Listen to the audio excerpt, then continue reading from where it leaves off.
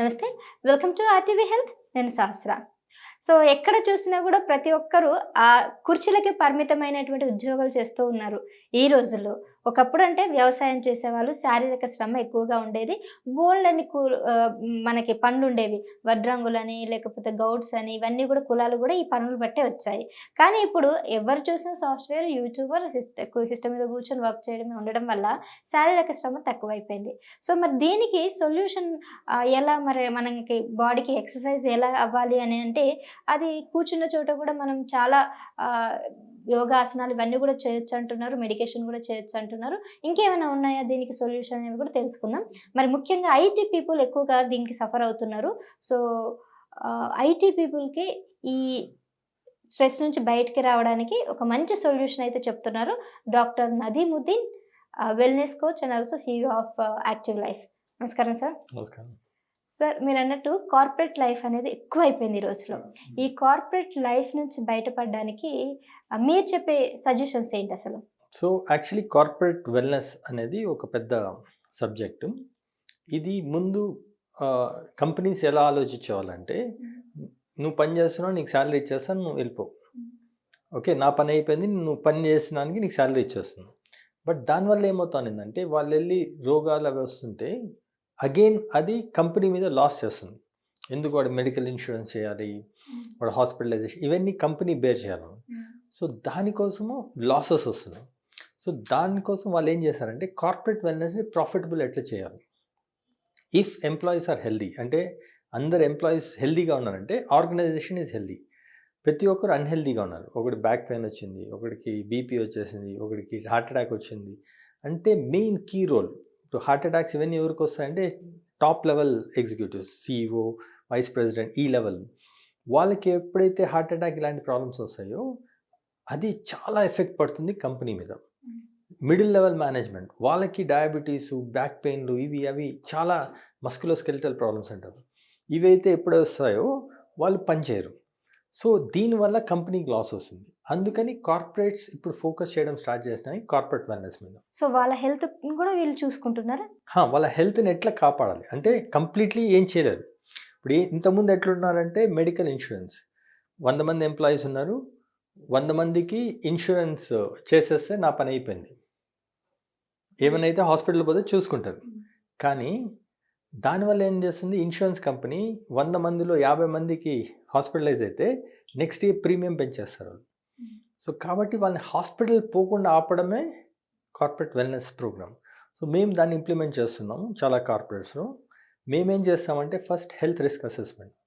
అంటే life style అనేది biggest killer ఈరోజు. హెల్త్ రిస్క్ అసెస్మెంట్ అంటే వాళ్ళ height, weight, genetical factors, nutritional factors, exercise and fitness, వాళ్ళ డయాబెటీస్, బ్లడ్ ప్రెషర్ అండ్ వాళ్ళ కొలెస్ట్రాల్, ఇట్లా అన్ని పారామీటర్స్ తీసుకొని ఇవాల్యుయేట్ చేసి ఒక్కొక్కరికి ఒక్కొక్క ప్రాబ్లం ఉండొచ్చు. ఒకడు లావు ఉండొచ్చు, ఒకడు సన్నగా ఉండొచ్చు, ఒక డయాబెటీస్ ఉండొచ్చు, ఒకటి హార్ట్ ప్రాబ్లం ఉండొచ్చు. ఇవన్నీ లైఫ్ స్టైల్ డిసీజ్. అంటే వాళ్ళు టాబ్లెట్స్, ఇంజెక్షన్స్ తీసుకుంటే అది దాంతో క్యూర్ కాదు. మరి ఏం చేయాలంటారు వీళ్ళకి? ఎవరున్నా కూడా ఈ లైఫ్ స్టైల్ డిసీజెస్లో with medication life style changes కూడా ఇంపార్టెంట్. లైఫ్ స్టైల్ చేంజెస్ అంటే ఎక్సర్సైజ్ చేయడం, మంచి డైట్ తీసుకోవడం, స్ట్రెస్ ఎక్కువ తీసుకోకపోవడం. దీన్ని ఏ విధంగా చేయాలో మేము వాళ్ళకి టీచ్ చేస్తాం, వాళ్ళని ఇంప్లిమెంట్ చేపిస్తాం with our apps and different programs. Education అంటే చాలామందికి తెలియదు. ఇప్పుడు యాక్చువల్ ఏమంటే కన్ఫ్యూజన్లో ఉన్నారు. ఒకడు వచ్చి ఇది తినంటాడు, ఇంకోటి వచ్చి తినద్దు అంటాడు, ఇంకోటి వచ్చి ఈ ఎక్సర్సైజ్ అంటాడు, ఇంకోటి వచ్చి యోగానే మంచిది అంటాడు, ఇంకోటి వచ్చి జిమ్మే మంచిది అంటాడు. ఇట్లా పబ్లిక్ అంతా కన్ఫ్యూజన్లో ఉన్నారు. ఇంకా పైగా ఇంకా మధ్యలో కొంతమంది కీటో డైట్ అంటారు, ఇంటర్మీడియట్ ఫాస్టింగ్ అని ఒకరు, ఇట్లా చాలా డైట్స్ అన్ని వచ్చేసాయి. ఇవన్నీ షార్ట్ కట్ ఫార్మ్స్, రిజల్ట్స్ తొందర రావాలని షార్ట్ కట్ ఫార్మ్స్ నేర్పిస్తారు. సో మేమేం చేస్తాం, డాక్టర్స్ ఫ్రమ్ డిఫరెంట్ ఫీల్డ్స్ మేము ఎడ్యుకేట్ చేస్తాం right way of doing the life style changes. దాంతో ఇంపాక్ట్ అంటే ఈ ఇయర్ 100 మందిలో 50 మంది హాస్పిటలైజ్ అయ్యారంటే నెక్స్ట్ ఇయర్ 40% తగ్గింది. నెంబర్ 1. నెంబర్ 2, ఓవరాల్ వెయిట్ ఒక్కొక్క ఎంప్లాయీ 2 kgs కూడా తగ్గాడంటే, 1000 మంది ఎంప్లాయీస్ ఉన్నారంటే 2000 కిలోల ఆ కంపెనీలో వెయిట్ లాస్ అయింది. దాని ఇంపాక్ట్ చాలా అంటే చాలా బిగ్ ఇంపాక్ట్ ఉంటుంది అన్నమాట.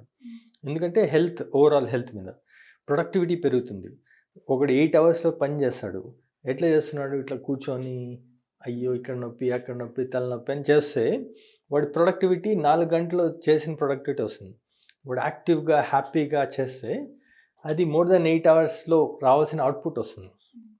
సో ఇది ఓవరాల్ ఇదనమాట. దాని తర్వాత మేము ఇంకా చాలా ప్రోగ్రామ్స్ చేస్తాం దాంట్లో. స్పోర్ట్స్ ఆర్గనైజింగ్ అంటే ఎంతసేపు వర్క్ చేయకుండా కొద్దిగా పిక్నిక్ తీసుకెళ్ళడము, స్పోర్ట్స్ ఆడిపించడము, వాళ్ళ ఇంటర్ రిలేషన్షిప్ పెంచడం. అంటే చాలా ఆర్గనైజేషన్లు ఏముంటాయంటే ఇద్దరు పని చేస్తుంటారు ఎన్నో సంవత్సరాలుగా, కానీ వాళ్ళు ఏ ఊరు తెలియదు, నాకే ఊరు తెలియదు. So we do some ice breaking sessions.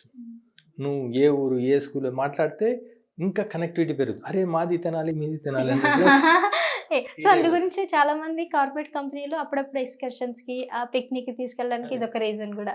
ఇవన్నీ మేము చేస్తాం అనమాట.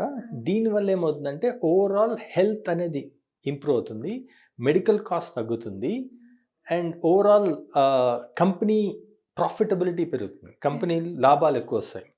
సో ఇది కార్పొరేట్ వెల్నెస్ అండి. అండ్ ఇంకొకటి అంటే వాళ్ళ హెల్త్ బాగాలేకపోతే కంపెనీ మీద భారం పడుతుంది, ఇన్సూరెన్స్ అన్నారు కదా, బట్ ఇన్సూరెన్స్ కంపెనీ క్లెయిమ్ చేయదు కదా, బయట ఇన్సూరెన్స్ కంపెనీ చేస్తుంది కదా. అదే ఇప్పుడు ఇన్సూరెన్స్ కంపెనీ ఫర్ ఎగ్జాంపుల్ ఒక ఎంప్లాయీ మీద 10,000 రూపాయలు కట్టమంటారు, కంపెనీ పే చేస్తుంది. ఒక్కొక్క ఎంప్లాయీ మీద ఇయర్లీ సబ్స్క్రిప్షన్ కంపెనీ పే చేస్తుంది, అంటే కోట్లలో వాళ్ళకి పే చేస్తుంది. వీళ్ళు ఎంత యూటిలైజ్ చేస్తే నెక్స్ట్ ఇయర్ దాన్ని పెంచేస్తుంది, ఏది మెడికల్ కంపెనీ.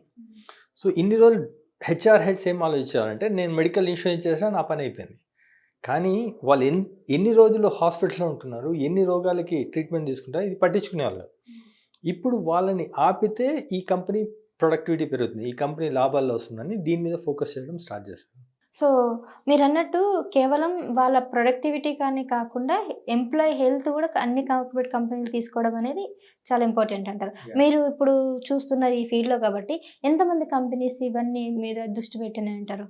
చాలా కంపెనీస్ ఉన్నాయి. యాక్చువల్లీ మేము ఒక 30 ఇయర్స్గా చేస్తున్నాం ఇది. నేను ఫస్ట్ టాటాస్లో ఉన్నాను. టాటా స్టీల్లో యాక్చువల్లీ 1 lakh ఎంప్లాయీస్ ఉండేవాళ్ళు అప్పుడు.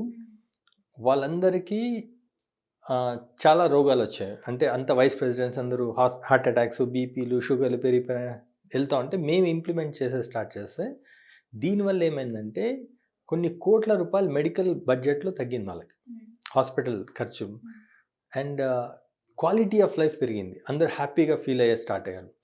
ఈ కాన్సెప్ట్ తీసుకొని అపోలో వాళ్ళు మమ్మల్ని తీసుకొస్తే వీ కేమ్ అండ్ సెటప్ అపోలోలో సెటప్ చేసామండి. ఇది మొత్తం ఇండియాలో we implemented corporate wellness at that time. ఇప్పుడు నా ఓన్ కంపెనీ ఉంది, మేము చేస్తున్నాము. సో ఇది ఇట్ బికమ్స్ నార్మల్ నౌ. ఒకప్పుడు చాలా కష్టపడేవాళ్ళం పోయి ఎక్స్ప్లెయిన్ చేయడానికి, ఇప్పుడు ప్రతి ఒక్క కంపెనీ దీన్ని యాక్సెప్ట్ చేసి రండి చేయండి అంటున్నారు. సో మేము ఇంప్లిమెంట్ చేస్తున్నాం. రైట్ సార్, నిజంగా మంచి అంటే ఎప్పటి నుంచి చేస్తున్నారు బట్ చాలా మందికి తెలియదు, బట్ మీరు చేసే ప్రయత్నం అయితే మంచి ప్రయత్నమే. సో అందరికి కూడా రీచ్ అవ్వాలనుకుంటున్నాను. ఇప్పుడు కేవలం పెద్ద పెద్ద కార్పొరేట్ కంపెనీసే కాదు, చిన్న ఎంఎన్సీ కంపెనీస్ ఉన్నా కానీ, చిన్న కార్పొరేట్ ఏ కంపెనీ అయినా కానీ వై డోంట్ యు ట్రై, ఒకసారి ట్రై చేస్తే చూడండి మీకే ఎలాంటి డిఫరెన్స్ అనేవి తెలుస్తాయి. So thank you sir. Thank you.